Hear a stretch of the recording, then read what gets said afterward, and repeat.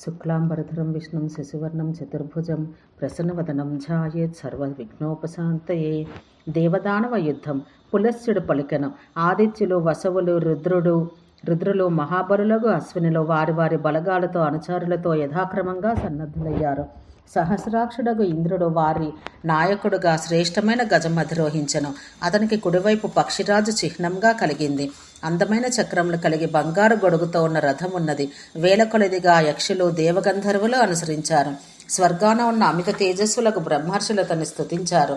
వజ్రంను జులపించుటచే ఏర్పడు మెరుపు ఇంద్రాయుధ కాంతులతో ఆ రథం స్వేచ్ఛగా విహరించు మేఘ సమూహంతో ఉన్న పర్వతంలా ఉంది. దాన్ని అధిరోహించి ఇంద్రుడు జగత్తునంతా పర్యటించాడు. యజ్ఞం యొక్క ముఖాన నిలిచిన విప్రులు హవిస్సులనిచ్చినప్పుడు గానం చేస్తున్నారు. స్వర్గ సంగ్రామ సమయాన దేవవాద్యములను నినదించుచుండగా వందల కొలది అప్సరగణముల ఇంద్రుని చెంత నర్తిస్తున్నారు. నాగరాజు చిహ్నం కలిగిన ధ్వజంతో 1000 గుర్రములు పూడ్చబడి మాతడి సారథిగా కలిగిన వాయువేగ మనోవేగము కలిగిన దేవేంద్రుని రథం సూర్యుని తేజస్సుతో కప్పబడిన మేరు పర్వతంలా కనిపించింది. యముడి దండం నెత్తి కాలపాసంతో ముద్గరాన్ని దైత్యులకు చూపిస్తూ సురగణ సైన్యాన్ని నిలిచెను.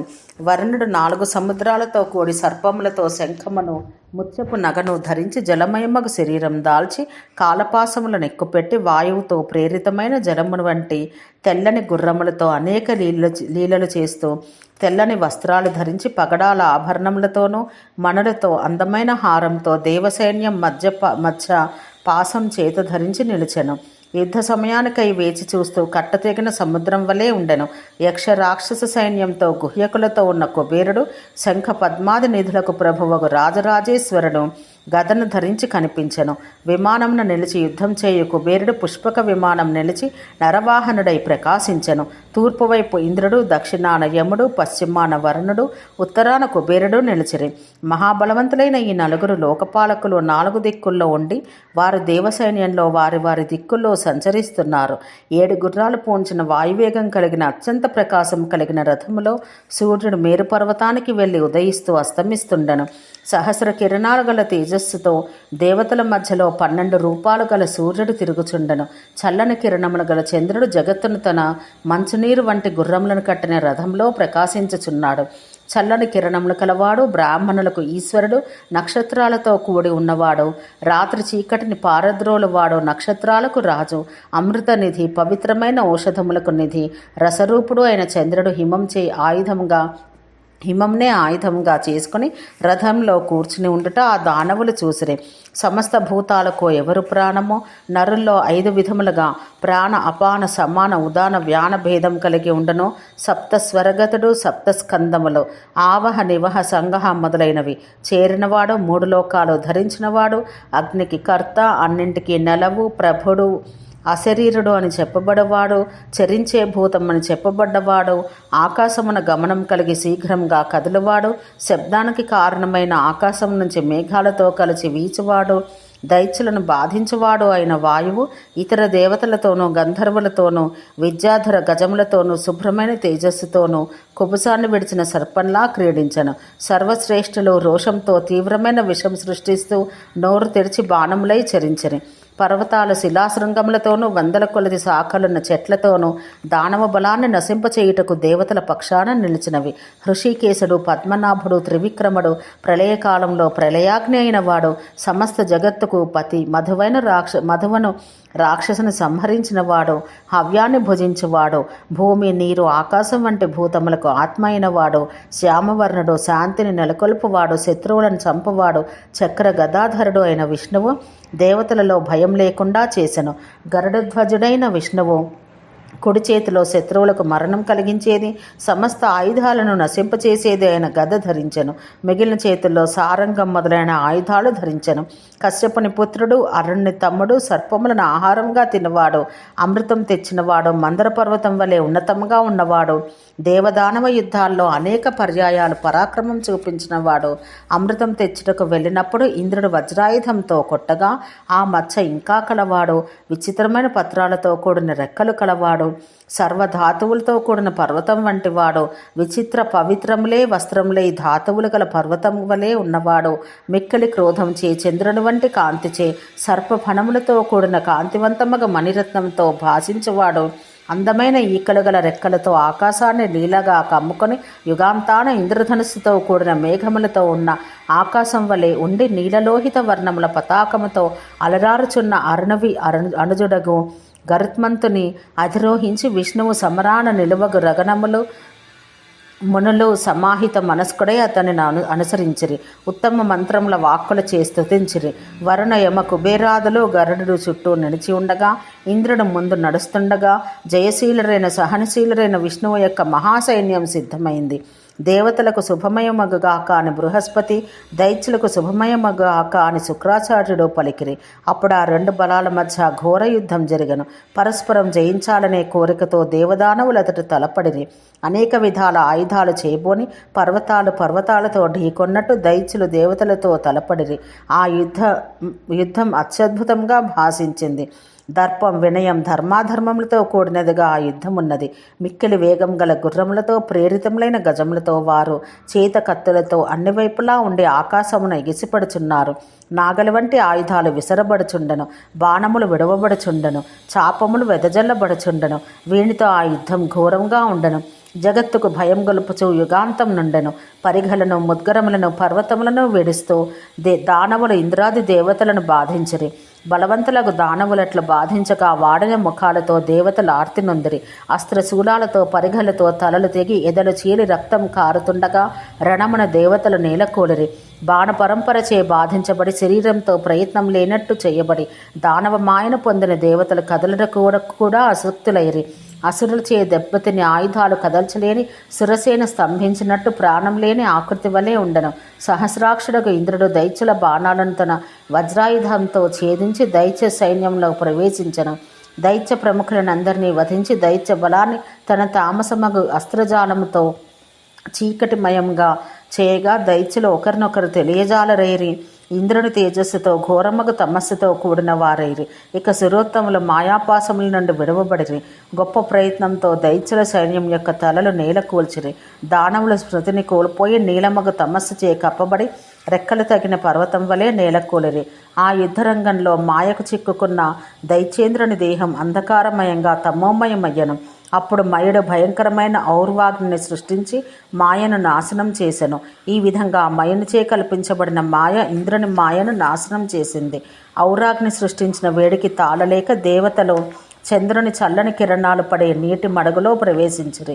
దేవతల సైన్యం దైత్యులచే వధించబడుచున్నప్పుడు ఇంద్రునిచే ప్రేరితుడై వరుణుడిట్లు పలికెను.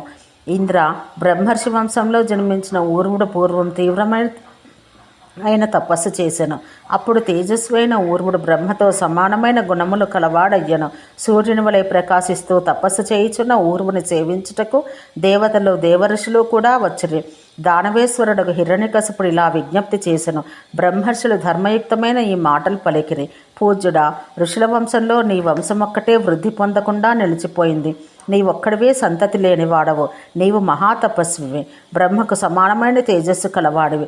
వంశవృద్ధికి ప్రయత్నించు. నీ నుంచి ఒక పుత్రుని జనింపచేయము. ఋషులు ఈ విధంగా పలకగా ఊర్వుడు మనస్తాపం చెంది వారిని గర్హిస్తూ ఇలా పలికెను. పురాతన కాలం నుంచి మునులకు విహితమైన శాస్త్ర ధర్మం కందమూలాలను తింటూ తపస్సు చేయడం. బ్రాహ్మణ వంశంలో పుట్టి జితేంద్రియుడైన బ్రాహ్మణునికి బ్రహ్మచర్యమే శ్రేయస్కరం.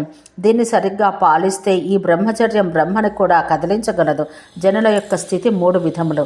ఒకటి గృహస్థాశ్రమం, మరొకటి వనములలో ఉండువారు, ఇక 3వది జలభక్షణ, వాయుభక్షణ చేయిచు దంతోలు కలులై కుటులై పంచాగ్నుల మధ్య నిలబడి తపమాచరిస్తూ ఆశ్రమవాసం. వీరు దుష్కరమైన వ్రతాలు తపాలు ఆచరించువారు. బ్రహ్మచర్యాన్ని ఆచరిస్తూ ఉత్తమ గతిని పొందుటకు ఆపేక్షింతురు. బ్రహ్మచర్యం వల్లనే బ్రాహ్మణుడు బ్రాహ్మణత్వం పొందును. బ్రహ్మచర్యం గురించి తెలిసినవాడు పరలోకంలో కూడా ఇదే విషయం చెప్పుదును. బ్రహ్మచర్యలో ధర్మం ఉంది, బ్రహ్మచర్యంలోని తపస్సు ఉన్నది. బ్రహ్మచర్యంలో ఉన్న బ్రాహ్మణులే స్వర్గంలో వసింతురు. యోగం అభ్యసించని ఎడల సిద్ధి లేదు, సిద్ధి లేని ఎడల యశస్సు లభించదు. అటువంటి యశస్సుకు మూలం బ్రహ్మచర్య తపమే. ఎవరు పంచేంద్రియాలను పంచభూతాలను జయించి బ్రహ్మచర్యం అవలంబించెదరో అటువంటి వారికి అంతకంటే పెద్ద తపస్సు ఏమున్నది? యోగమును ఆచరించకుండా సంస్కారం లేని కేశములతో ఉండుట, సంకల్పం లేకపోయినను క్రమంగా సంస్కారము లేకపోయినను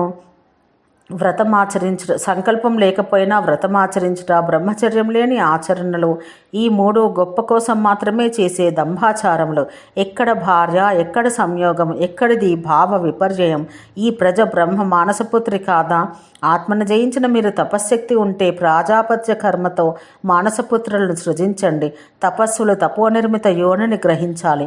తపస్సులకు దారయోగం, భార్యతో కలియుట బీజమని కానీ వ్రతమని కానీ చెప్పబడలేదు. ఇక మీరు నిర్భయంగా సత్పురుషులైన అసత్పురుషుల వలె ధర్మం లోపించినట్టు పలికితే దానికి నేను మనసుచే జ్వలించే దేహము గల పుత్రుని భార్యతో కలియకనే నా శరీరం నుండి సృజించెదను. నా ఆత్మ ప్రాజాపత్య విధిచే మరి ఒక ఆత్మను జనింపచేయను. వరుణుడు పలికెను. ఈ విధంగా ఊర్వుడు తపస్సునాచరించి తొడను అగ్నిలో పెట్టి ఆరణిగా చేసుకుని దర్భతో మధించెను. చప్పున తొడలను ఛేదించుకుని జగత్తును దహింపగోరి ఔర్వమను అగ్ని పుత్రుని రూపంలో బయటకు వచ్చింది. మహాకోపంతో ఆ అగ్ని 3 లోకాలను దహింపగోరినట్లుండెను. పుట్టగానే దీనంగా తండ్రి వద్దకు వచ్చి, తండ్రి, ఆకలి నన్ను బాధిస్తున్నది, నేను ఈ జగత్తును భక్షించెదను, ఆజ్ఞ ఇవ్వము. ఇలా పలుకుతూనే స్వర్గం నుండి జ్వాలలతో యముని వలె దశదిక్కుల సమస్త జీవులను దహించుచుండెను. అంతలో బ్రహ్మ ఊరుని వద్దకు వచ్చి ఇలా పలికెను. నీ పుత్రుని నివారించుము, జగత్తు పట్ల దయ చూపించు. నీ పుత్రునికి నేను సహాయం చేసేదను. నేను చెప్పు సత్యవచనాలు వినుము. ఊరువుడు పలికెను. ఓ బ్రహ్మదేవ, నేను ధన్యుడను. శిశువునైనా నాకు నీవే భగవంతుడవు. నీవే నా పుత్రునికి మంచి బుద్ధిని ప్రసాదించుటకు వచ్చితివి. అదే పరమానుగ్రహం. తెల్లవారుజామున సమాగమం కోరినప్పుడు ఈ పుత్రుడు ఏ హవ్యములతో ఇతడు సుఖం పొందును? ఇతని నివాసం ఎక్కడా? ఇతని భోజనం ఎటువంటిది? ఇతని తేజస్సుకు పరాక్రమానికి సరైన దారి ఇవ్వవలను. బ్రహ్మ పలికెను. సముద్రంలో ఉన్న బడబ యొక్క ముఖం ఇతని నివాసం. నీరు నాకు జన్మస్థానం. ఆ స్థానానికి అతడు వెళ్ళుగాక. అతడు నీ పుత్రుడు జలరూపమైన హవిస్సును త్రాగుతూ ఉండునుగాక. ఆ నీరు మొత్తం అతనికి ఆలయంగా చేసేదను. అనంతరం యుగాంతంలో నీ పుత్రుడు నేను కలిసి పాతవాటిని అన్నింటినీ తొలగిస్తూ తిరిగెదము. ప్రళయకాలంలో అగ్ని జలాన్ని భక్షించినట్లు చేస్తుంది. యుగాంతంలో ఆ అగ్ని దేవ అసుర రాక్షసులతో సహా సమస్త జీవులను దహించును. ఆ అగ్నియు అట్లే అగుగాక అని తన తండ్రి అగు ఊర్వునికి నమస్కరించి జ్వాలామండలముతో కూడి సముద్రముఖంలో ప్రవేశించను. అట్లు బ్రహ్మ ఋషులు వెనుతిరిగిరి. ఔర్వాగ్ని ప్రభావం తెలిసిన వారు తమ తమ గతులు పొందిరి. ఆ మహాద్భుతం చూసి హిరణ్యకశిపుడు ఊర్వునికి సాష్టాంగ నమస్కారం చేసి ఇలా పలికెను. పూజ్యుడా, లోకసాక్షిగా ఈ మహాద్భుతం జరిగింది. పితామహుడు నీ తపస్సుకు మిక్కిలి సంతసించెను. మహావ్రత, నేను నీకు నీ పుత్రునికి భృత్యుడను అని తెలియము. నీవు చేసిన ఈ కర్మకు నిన్ను శ్లాఘించవలెను. నీ ఆరాధనలో మగ్నుడనైన నేను ఆపద పొందకుండా చూడము. నేను కష్టం పొందితే అది నీకే పరాజయం కాగలదు. ఊర్వుడు పలికెను. నన్ను నీవు గురువుగా భావించుటచే నేను ధన్యుడినై అనుగ్రహించబడినాను. ఈ తపస్సు చేయక నీకు భయం కలగదు. సువ్రత, నా పుత్రుడు నిర్మించిన మాయనే అవలంబించదు. ఇంధనం లేని అగ్నితో కూడినది, అగ్నులు కూడా తాకలేనటువంటిది నీ వశమున ఉండి నీ వంశశత్రువుల అణచగలదు. నీ పక్షంను రక్షించగలదు, శత్రుపక్షంను దహించి వేయగలదు. వరుణుడు పలికెను. పూర్వం ఊరుని పుత్రుడు ఔర్వుడు నిర్మించిన మాయ ఇది, సహింప సఖ్యం కానిది. ఆ దైత్యుడు వధించబడితే ఈ మాయాశక్తి నశించును. ఎవరి తేజస్సుతో ఈ మాయ సృష్టించబడినో అట్టి ఈ మాయకు పూర్వం శాపం ఇవ్వబడినో. ఈ మాయ నశించి సుఖంగా ఉండవలెనన్న నాకు చంద్రుని ఇవ్వము. అతనితో కలిసి జలజంతువులతో కూడా నీ అనుగ్రహంతో ఈ మాయను వధించెదను. సందేహం లేదు. దేవతలకు క్షేమం కలగజేయ ఇంద్రుడు అలాగే అని సంతోషంగా పలికి మంచి ఆయుధమైన చంద్రుని యుద్ధమునకై ఇట్లా ఆదేశించెను. ఓం శాంతి శాంతి శాంతి.